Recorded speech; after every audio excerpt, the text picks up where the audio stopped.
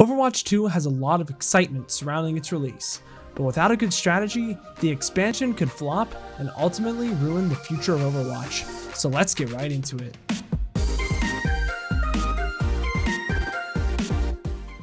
Just a few weeks ago, Blizzard released some additional information about Overwatch 2 at BlizzCon, all of which was not a release date.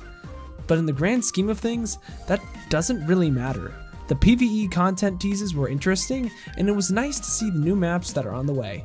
However, by popular community demand, I'm going to commence the list of what Blizzard needs to do to get the maximum benefit from the release of Overwatch 2. To start off the list, Blizzard should keep doing what they are already doing with PvE. I know that most people that are likely on YouTube watching this video could care less about PvE. But what you have to understand is that more than half of the population plays the game for fun and just vibe and quick play. So this is actually going to be a huge part for the expansion of Overwatch as a whole. I don't want to talk too much more about the subject because I am sure there are other videos that can explain the PvE system better than me. What I will say is that this is what Titan, the game that was scrapped before it was Overwatch, was supposed to be.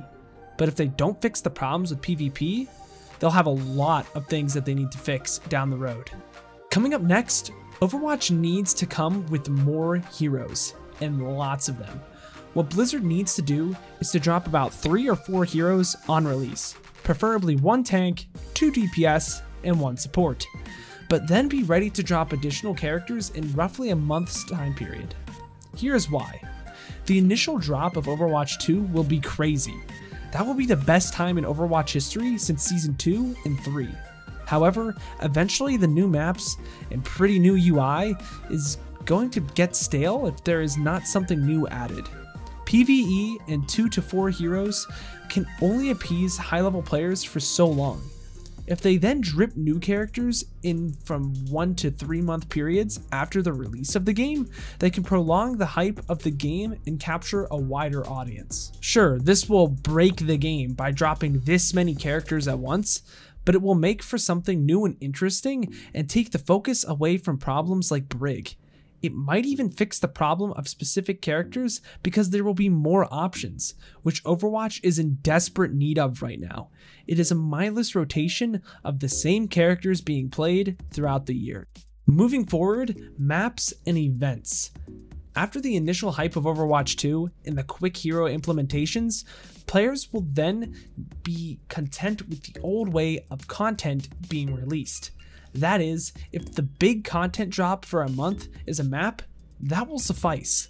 That being said, I feel like mini events along with a map dropping would be extremely beneficial, as it will help creators grow along with an influx of new players. A map alone will appease consistent players, but for the game to prosper in the long run, it needs to have something going on for a lot of the time. Whether it be new skins or new maps, but since Blizzard can seemingly make those challenges occur rather frequently, why not have one for each map? The next point, which I know had a lot of people happy, is to keep 2CP out. Jeff did announce that 2CP will be removed from competitive play on Overwatch 2's release, which is big, but for a larger reason than at face value. This shows that Blizzard is actually listening to the competitive player base, which is something that seemingly hasn't happened for a long time. If Blizzard listens to the community on the release of Overwatch 2 for meta changes and other problems, players will feel much better in the long run.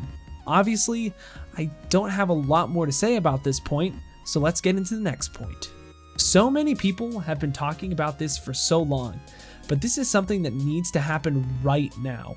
In my opinion, Contenders Trials just needs to be ripped out of the path to pro, and there needs to be a reset within the system.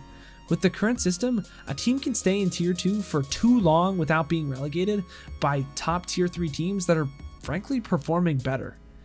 And most teams in Trials are either Contenders level or they should have just stayed in OD, which makes the ecosystem difficult to support when there is also minimal cash prizing. With an influx of players, there is an influx in viewership in the pro scene of Overwatch, and I fully believe in simplifying the path to pro not only for the players, but for the fans as well. I obviously didn't go super in depth on this point, But if you want me to make a video discussing it in the future, I'd be happy to do so. Just let me know in the comments below. So that wraps up my 5 points that Blizzard must complete to make the release of Overwatch 2 a complete success. Certainly, there will be hype and excitement on release, but it can be so much more than just that if Blizzard takes the right action early. I have the utmost confidence in Blizzard and feel good about the future of Overwatch. As always, if you did like the video, please do like it and subscribe as it helps out the channel a ton. Next week's video will be an absolute monster, so stay tuned for that. But until next time guys, I've got to peace out and Paz out. I'll see you in the next one.